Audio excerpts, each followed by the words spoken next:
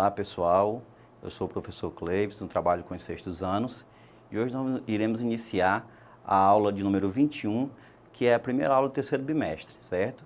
Com o tema diferentes formas de uso e posse da terra entre os indígenas das planícies norte-americanas nos séculos 18 e 19. Então, vamos falar aqui sobre o uso e posse da terra entre os povos indígenas. O artigo 231 da Constituição Federal de 1988, no parágrafo e inciso 2º, fala que as terras tradicionalmente ocupadas pelos índios destinam-se à sua posse permanente, cabendo-lhes o usufruto exclusivo das riquezas do solo, dos rios e dos lagos nelas existentes. A Declaração das Nações Unidas sobre os Direitos dos Povos Indígenas de 2008. Então aqui nós vamos ter uma declaração que diz que o uso das riquezas da terra e dos rios é um direito dos indígenas. E aqui embaixo, nessa imagem, nós vamos ter aqui um mapa do atual Estados Unidos, pessoal? Então, por que é necessário que existam leis que garantam aos indígenas o uso e a posse de suas terras? Porque as terras que historicamente pertenciam a estes povos lhes foram tiradas ou bastante reduzidas ao longo do tempo? Então, pessoal, porém, antes de falarmos sobre a perca de suas terras, precisamos entender de que maneira estes povos as utilizavam. E nesta aula veremos como se dava o uso e a posse da terra entre os indígenas das planícies norte-americanas nos séculos 18 e 19, tá? Para situar, século 18 e 19 seria entre 1750, 60, até 1899, certo? 1919, certo? Vamos falar aqui sobre as principais tribos norte-americanas do século 18 e 19. Então vamos começar aqui com os Siouxes. Quem eram eles, Eram formadas por índios Dakotas. Entre outros povos, a grande nação Siouxes, que significa homem-búfalo ou homens-búfalo, foi a mais aguerrida na defesa do seu território, como na famosa Batalha de Little Bighorn, em 1876, quando, sob o comando do chefe Touro Sentado, liquidaram a 7ª Cavalaria do general Custer, do exército americano, tá, pessoal? Eram seminômades, viviam da caça de animais, da criação de gado e do arroz selvagem. Mais tarde, tornaram-se grandes caçadores e chegaram a atingir grande propriedade. Lembre-se, observem que eles falam em seminômade. Por que seminômade? Porque eles ocupavam o território por determinado tempo e aí acabavam migrando para outra região, certo? Dentro de um território que eles poderiam até retornar futuramente. As principais tribos norte-americanas, Vamos falar agora sobre os Cherokees, tá? Quem eram os Cherokees? Então, era a maior população indígena dos Ewa, tá? Ewa, Estados Unidos da América. Então, eles são, na realidade, a maior população indígena dos Ewa hoje, tá? Com quase 310 mil membros, né? A nação Cherokee acabou incorporando muitos costumes dos colonizadores europeus. Então, por causa disso, eles eram conhecidos à época como uma das 5 tribos civilizadas.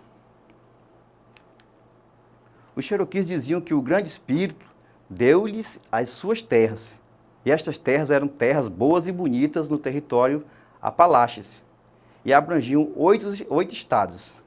Tá? Os Cherokees formavam um povo da floresta. Então eram sedentários, viviam de plantações, da caça e da pesca. Para relembrar o que é sedentário, pessoal, são aqueles povos que eles não são nômades, Eles passam um determinado tempo, eles já cultivam, já plantam, Então eles vivem da caça, mas não exclusivamente da caça, como eram os povos lá pré-históricos. Vamos falar sobre os Araparros. Então, eles são uma tribo de nativos americanos que vivem historicamente nas planícies do Colorado de Wyoming, tá? Na década de 1850, os bandos Araparros formaram 2 tribos, o Araparros do Norte e Araparros do Sul. Tá? Eram estreitos aliados dos Cheyennes e dos Siouxes. assim como seus aliados Cheyennes, eram caçadores, coletores e mantinham uma relação harmoniosa com a terra. Os Cheyennes. Então, eles viviam na região do estado de Montana, no norte dos Estados Unidos, eram seminômades, montavam aldeias temporárias com cabanas cônicas, conhecidas como tipis. Em 1876, os Cheyennes se aliaram aos antigos inimigos Sioux para aniquilar a 7ª Cavalaria, famosa tropa do exército americano comandada pelo general Custer. Tá, pessoal? Então aqui fala que eles viviam em cabanas feitas de peles, né, pessoal? Quem já assistiu o desenho do Pica-Pau, estou citando aqui porque até hoje esse desenho passa muito na TV, né? Então mostra lá como é que eram essas cabanas, né? Aquele formatinho ali como se fosse uma pirâmide coberta com pele de animais. Então eles eram guerreiros formidáveis, caçadores com mulheres fortes e éticas, pessoas com relação harmoniosa com o ambiente natural, no caso a terra. Possuíam um vasto território, mas não fixavam moradia permanente em apenas um local. Características culturais comuns, né? Eles viviam em habitações semelhantes a tendas, confeccionadas com peles de animais e galhos de árvores, como eu citei agora há pouco sobre o desenho animado, né? Viviam da agricultura, da caça, principalmente de bisão americano, tá? E pesca. O bisão, pessoal, é um touro pré-histórico que ainda existe nessa região lá da América do Norte, que ele tem um pelo por cima, ele tem uma pelagem muito densa. Os povos eram divididos em tribos. As tribos possuíam uma subdivisão, que eram os clãs. No caso, a palavra clã, tá, refere a famílias, tá, pessoal? A maioria dos povos indígenas americanos possuíam crenças religiosas, embora não tivessem, né, organizadas em religiões. Eles acreditavam principalmente na existência de um criador de um tudo, né, ou de um criador de tudo, certo? Tá? Chamado por eles de o Grande Espírito. Cada tribo possuía um índio, geralmente mais velho, né, responsável por rituais de cura e transmissão das tradições indígenas. Consideravam a terra e os elementos naturais, ou da natureza, né, como sendo sagrados. Guerras indígenas, né?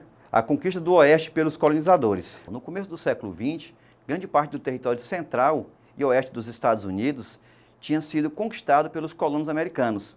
Os poucos índios que sobreviveram às guerras ficaram confinados em pequenos territórios.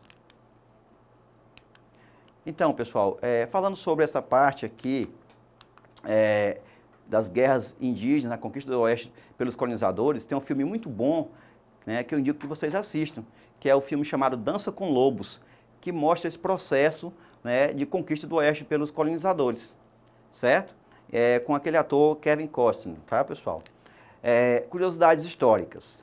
Os índios americanos possuíam nomes que simbolizavam características físicas ou de personalidade. Muitos destes nomes eram marcados pela presença de nomes de animais e aspectos da natureza. Exemplos de nomes de líderes guerreiros indígenas americanos, por exemplo, como Touro Sentado, Nuvem Vermelho, tá? E Cavalo Louco. Muitos povos indígenas americanos usavam a fumaça das fogueiras como um sistema de comunicação entre as tribos. Aqui nós vamos ter a imagem, né, do Nuvem Vermelha, que era um chefe indígena, né?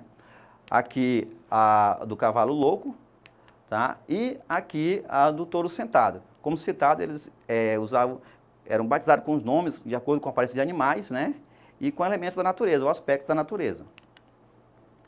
Então, pessoal, aqui nós chegamos ao momento de uma atividade, né? Nós vamos ter 3 questões. A primeira questão fala o seguinte, né? Por que os povos indígenas hoje precisam de terras demarcadas? Letra A, porque de tanto brigar entre si, perderam suas terras. Letra B, porque seus territórios são amplos e precisam ser divididos. Letra C, porque não querem mais viver isolados. E letra D, porque historicamente tiveram suas terras devastadas pelo homem branco. Então, pessoal, e aí? De acordo com a nossa aula, o que é que vocês observaram? Vamos lá para a resposta? Então, pessoal, quem foi, né, na opção D, né, foi feliz, porque a resposta seria, né, historicamente tiveram suas terras devastadas pelo homem branco. Colocando aqui uma observação, que no Brasil nós não utilizamos, né, esse nome homem branco, porque o brasileiro geralmente não é branco, nós somos um povo miscigenado, né? E por isso, né, são chamados de não índio, tá? Que nós denominamos a utilização da palavra não índio. A questão 2, né? Com relação ao uso da terra pelos povos cheyennes, podemos afirmar que, letra A, possuíam um vasto território, mas não fixavam moradia permanente em apenas um local. Letra B, não possuíam terra, pois eram nômades e vagavam livres. Letra C, usavam a terra de forma desrespeitosa e sem harmonia alguma com o ambiente natural. E letra D, acabaram vendendo suas terras aos colonos europeus. E aí, pessoal, observem, né? E vamos agora constatar qual é a resposta correta, de acordo com o que vocês observaram na aula. Então, quem foi aqui com a letra A, né? Possui um vasto território, mas não fixava moradia permanente em apenas um local. Então, essa é a resposta correta. E a questão 3, né, e última, durante a conquista do Oeste, as guerras entre os colonos e os indígenas eram totalmente desleais, pois enquanto os colonos lutavam com armas de fogo, os nativos lutavam com, letra A, arcos e flechas e lanças de madeira, letra B, arcos e flechas e espadas, letra C, lança e madeira, estilingas e flechas, ou letra D, arcos e flechas, espingardas e lanças de madeira. E aí, pessoal, qual seria a resposta correta? Vamos lá, de acordo com o que vocês observaram na aula. Então, seria a letra A, né, pessoal? Arcos e flechas e lanças de madeira. A gente viu isso lá no decorrer da explicação da aula. Então, pessoal, até a nossa próxima aula, né? Essa aula está disponível na plataforma Eduque. E um tchau para vocês e até a próxima.